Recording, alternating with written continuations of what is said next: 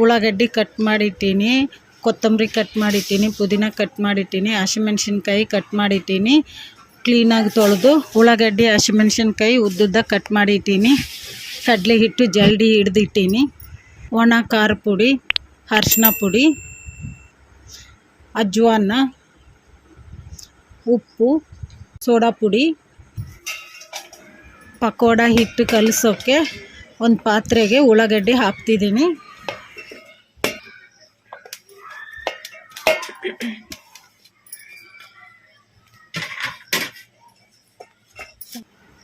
ಪಾತ್ರೆಗೆ ಉಳ್ಳಾಗಡ್ಡಿ ಹಾಕಿದ ಮೇಲೆ ರುಚಿಗೆ ಎಷ್ಟು ಬೇಕೋ ಅಷ್ಟು ಉಪ್ಪು ಹಾಕ್ತಿದ್ದೀನಿ. ನಾನು ಒಂದು 2 ಸ್ಪೂನಷ್ಟು ಉಪ್ಪು ಹಾಕಿದ್ದೀನಿ. ಉಪ್ಪು ಹಾಕಿದ ಮೇಲೆ ಚೆನ್ನಾಗಿ ಕಿವುಚ್ಕೊತಿದ್ದೀನಿ. ಯಾಕೆಂದರೆ ಉಪ್ಪು ಹಾಕಿದ ಮೇಲೆ ಚೆನ್ನಾಗಿ ಕಿವುಚಿದ್ರೆ ನೀರು ಬಿಟ್ಕೊತಾವು ಉಳ್ಳಾಗಡ್ಡಿಯಲ್ಲಿ.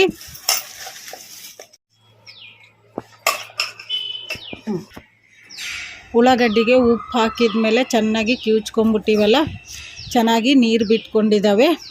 ಈಗ ಕಡಲೆ ಹಿಟ್ಟು ಹಾಕ್ತಿದ್ದೀನಿ. ಒಂದು 3 ಸ್ಪೂನಷ್ಟು ಕಡಲೆ ಹಿಟ್ಟು ಹಾಕ್ತಿದ್ದೀನಿ. 3 ಸ್ಪೂನು ಕಡಲೆ ಹಿಟ್ಟು ಹಾಕಿದ್ದಾಯಿತು. ಈಗ 1-2 ಸ್ಪೂನು ಅಕ್ಕಿ ಹಿಟ್ಟು ಹಾಕ್ತಿದ್ದೀನಿ. ಅಕ್ಕಿ ಹಿಟ್ಟನ್ನು ಕೂಡ ಜಲ್ಡಿ ಹಿಡಿದು ಇಟ್ಟಿದ್ದೆ. 1 ಸ್ಪೂನು ಜೀರಿಗೆ ಹಾಕ್ತಿದ್ದೀನಿ. 1 ಸ್ಪೂನು ಅಜ್ವಾನ ತೊಗೊಂಡಿನಿ. ಅಜ್ವಾನನ್ನು ಈ ಥರ ಅಂಗೈಯಲ್ಲಿ ಹಾಕ್ಕೊಂಡು ಚೆನ್ನಾಗಿ ತಿಕ್ಕಿ ಹಾಕಬೇಕು. ಈ ಥರ ಅಂಗೈಯಲ್ಲಿ ತಿಕ್ಕಿ ಹಾಕಿದರೆ ಅಜ್ವಾನದ್ದು ಫ್ಲೇವರು ಚೆನ್ನಾಗಿ ಬರ್ತೈತಿ. ಅಜ್ವಾನ ಹಾಕ್ಕೊಂಡ್ಮೇಲೆ ಈಗ ಅರಿಶಿನ ಪುಡಿ ಹಾಕ್ತಿದ್ದೀನಿ. 1/4 ಸ್ಪೂನಷ್ಟು. ಒಣ ಖಾರ ಪುಡಿ ಹಾಕ್ತಿದ್ದೀನಿ, ಒಂದು ಅರ್ಧ ಸ್ಪೂನಷ್ಟು.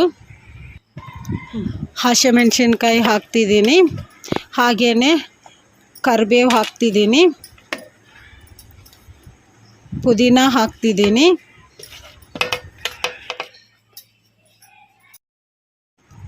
ಕೊತ್ತಂಬರಿ ಹಾಕ್ತಿದ್ದೀನಿ.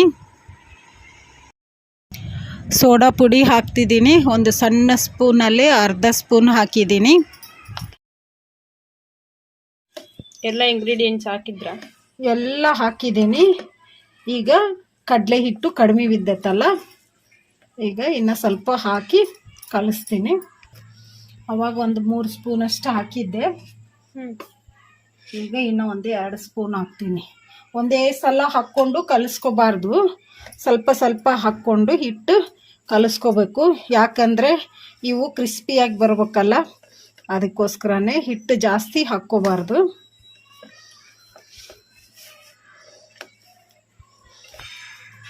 ಉಳ್ಳಾಗಡ್ಡಿ ಕೂಡ ಚೆನ್ನಾಗಿ ಕಿವುಚ್ಬಿಟ್ಟಿದೆ ಅಲ್ಲಮ್ಮ, ಅದರಲ್ಲಿ ನೀರು ಬರ್ತಾವು.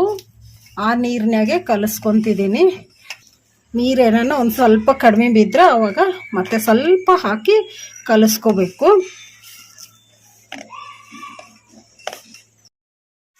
ಹಿಟ್ಟು ಕರೆಕ್ಟಾಗಿದೆ, ಈ ಹದಕ್ಕಿರಬೇಕು.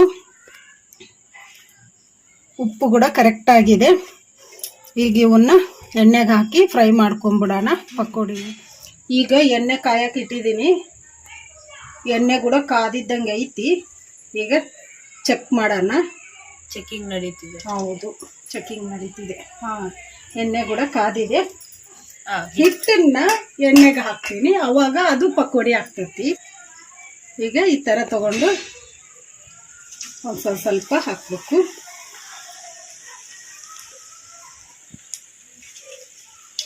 ಡೀಪ್ ಫ್ರೈಗೆ ಎಷ್ಟು ಎಣ್ಣೆ ಹಾಕ್ಕೊಂಡಿದ್ದೀವೋ ಅಷ್ಟಕ್ಕೆ ಹಿಟ್ಟು ಹಾಕಬೇಕು ಎಣ್ಣೆಗೆ.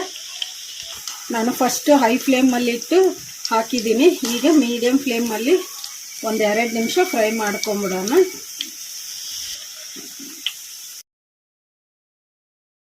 ಈಗ ಮೀಡಿಯಮ್ ಫ್ಲೇಮಲ್ಲಿ 1-2 ನಿಮಿಷ ಫ್ರೈ ಮಾಡ್ಕೊಂಡಿವಲ್ಲ, ಈಗ ಮತ್ತೆ ಹೈ ಫ್ಲೇಮಲ್ಲಿ ಫ್ರೈ ಮಾಡ್ಕೋಬೇಕು. ಚೆನ್ನಾಗಿ ಗೋಲ್ಡನ್ ಬ್ರೌನ್ ಕಲರ್ ಬರೋವರೆಗೂ ಫ್ರೈ ಮಾಡ್ಕೋಬೇಕು. ಈಗ ಫ್ರೈ ಆಗಿದಾವಲ್ಲ, ಗೋಲ್ಡನ್ ಬ್ರೌನ್ ಕಲರ್ ಬಂದಿದ್ದಾವೆ. ಫ್ಲೇಮು ಲೋ ಫ್ಲೇಮಲ್ಲಿ ಇಟ್ಕೊಂಡು ಇವನ್ನ ಪಕೋಡಿನ ಒಂದು ಪಾತ್ರೆಗೆ ತಕ್ಕೊಂಬಿಡೋಣ. ಪಕೋಡಿ ರೆಡಿ. ಈಗ ತಿನ್ನಕ್ಕೆ ನೀನು ರೆಡಿ ಆಗು. ಈಗ ಇನ್ನೊಂದು ಒಬ್ಬೆ ಹಾಕೋಣ.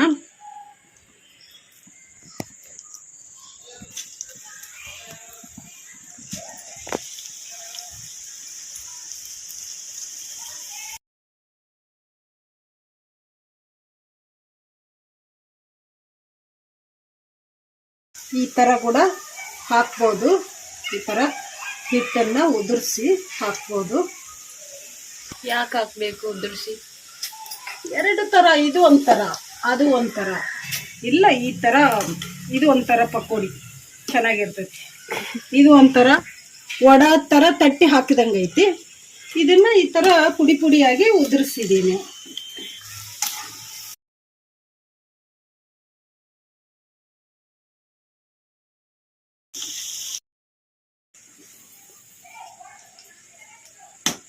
ನೋಡ್ರಿ, ನಮ್ಮ ಸೌಮ್ಯ ತಿಂತಿದ್ದಾಳೆ.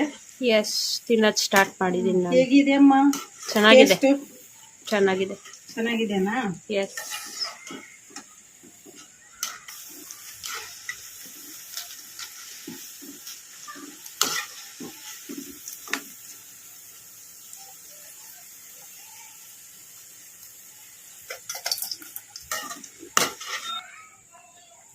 ರೆಡಿಯಾಗಿದೆ ಪಕೋಡ ಮತ್ತು ಕಾಫಿ.